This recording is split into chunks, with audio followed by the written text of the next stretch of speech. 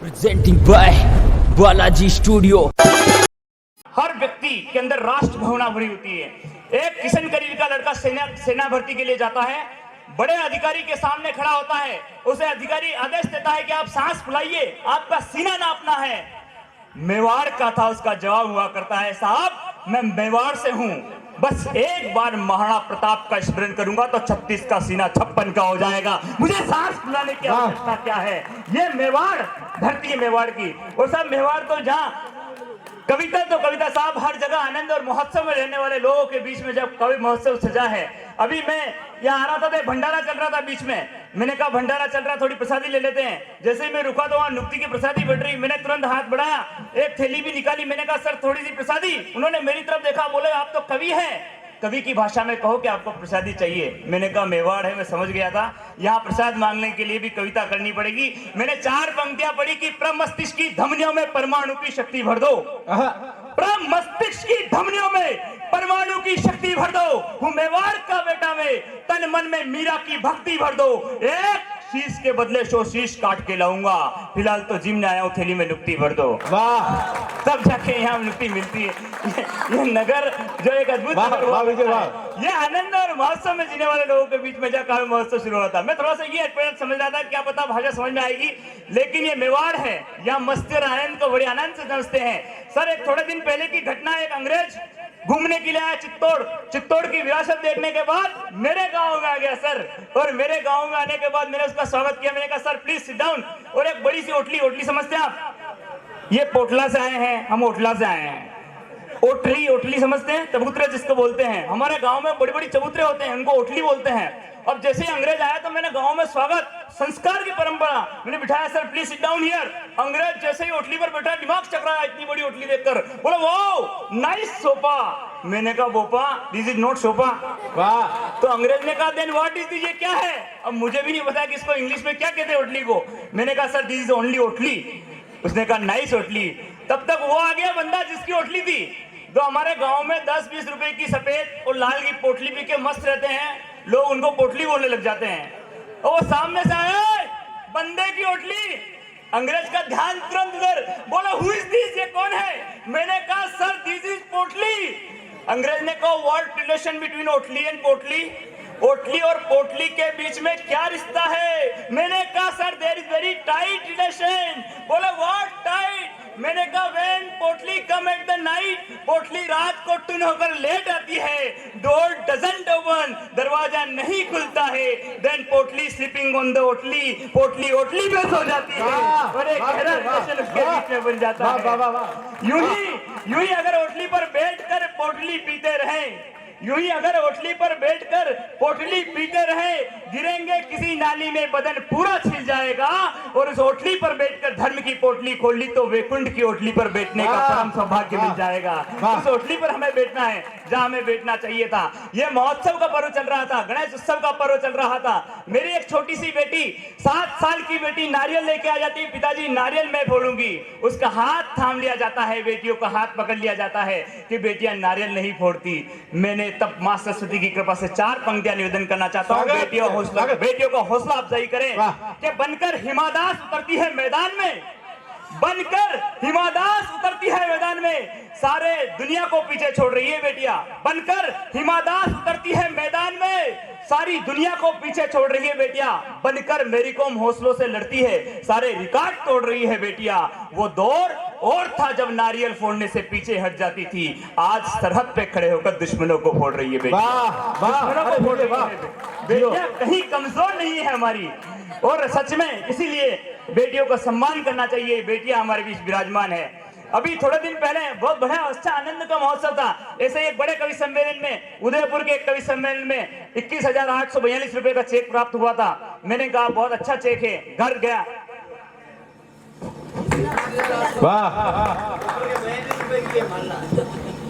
माला पहनाई सर, मैं धन्य हो गया, प्रणाम करता हूँ। एक बार जोरदार तालियां बजाएं सर के लिए जिन्होंने मुझे माला पहनाई है।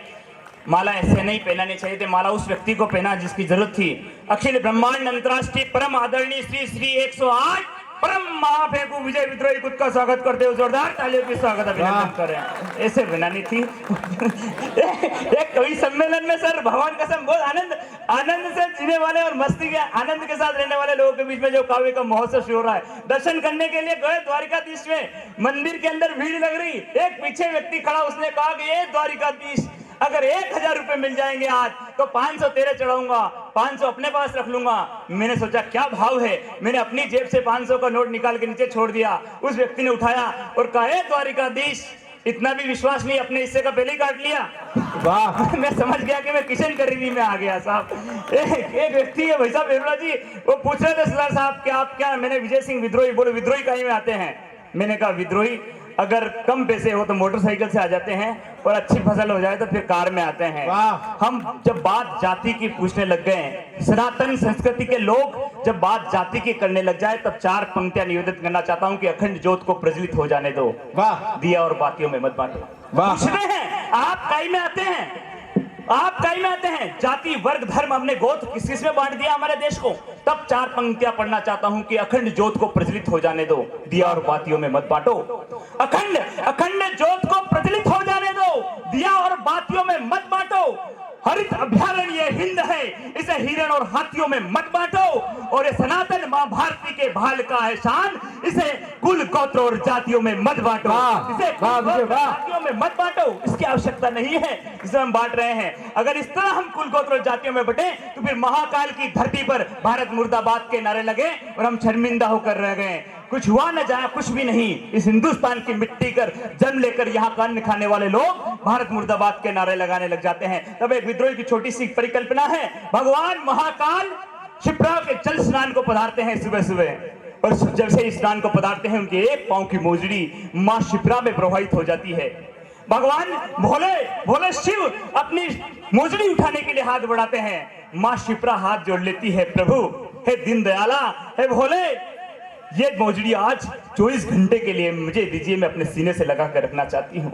मेरा भोले इतना भोले, इतने भोले, उन्होंने एक मोजड़ी छोड़ दी मां शिप्रा में, एक पांव में मोजड़ी पहन के मेरे भोले चलने लगे और दूसरा पांव शिप्रा के घाट ने पकड़ लिया। प्रभु एक मोजड़ी मुझे दे दीजिए, मैं अपने पास संभाल के रखना चाहता हूँ। भगवान भोले ने वो मोजड़ी भी उतार दी।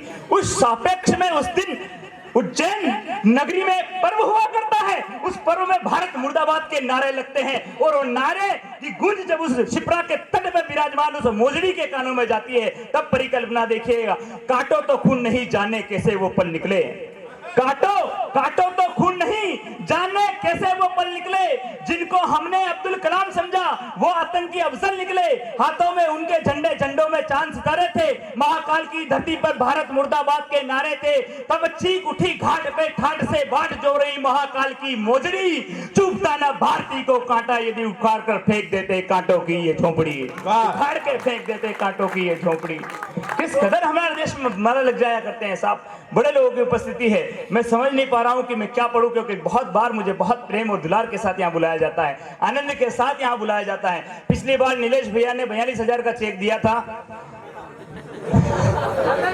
वो बाउंस हो गया था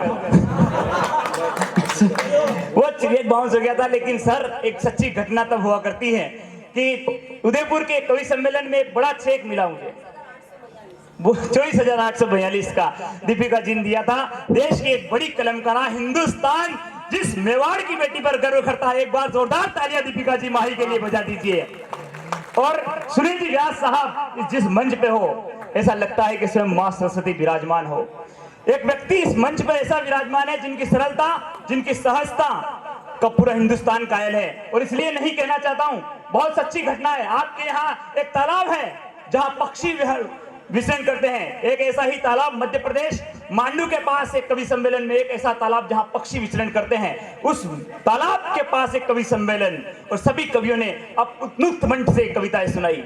और अंत में जब सुनील व्यास जी साहब ने अपनी कविताएं सुनाई, तब एक ओघड़ योगी वहां आता है और कहता है कि मैंने सब कविता सुनी, लेकिन वो सरल व्यक्ति कौन था जो द्वारिकाधीश की नगरी से आया था? उसकी कविता पर जल की धाराओं में विचलन देखा है। एक बार जोरदार तालियां हिंदुस्तान के उस कवि के लिए जिसकी सरलता के लिए तालाब की जल धारा उछल उछल के सम्मान करती है। प्रणाम करता हूं मैं इसी ऊर्जा को। उन्होंने मुझे उदयपुर कवि सम्मेलन में बुलाया और वहां उस कवि सम्मेलन ने मुझे 24,842 रुपए का चेक प्रदान किया। हालांकि जब मैं बैंक में गया दूसरे दिन, मैनेजर साहब ने स्पष्ट मना कर दिया, विद्रोही जी ये चेक क्लियर नहीं होगा। मैंने कहा सर क्यों? बोले आपका नाम विजय विद्रोही के और ये चेक अकाउंट विजय सिंह है आपके यहाँ नाम और चेक विजय विद्रोही के नाम से है। मैंने कहा सर कोई उपाय होगा? बोला आप साबित करके बताइए कि आप ही विजय विद्रोही, आप ही विजय सिंह है। मैंने बहुत सारे प्रमाण पत्र बताए, जिला कलेक्टर के दिए हुए प्रमाण पत्र, मैंने बड़े बड़े अफसर के, बड़े बड़े कवि सम्मेलन के प्रमाण पत्र, बोले मैं ही विजय सिंह और मैं ही विजय विद्रोही हूँ। कोई मानने को तैयार नहीं हुए कलेक्टर साहब। उन्होंने कहा बैंक मैनेजर साहब ने कोई ठोस प्रमाण लाइए।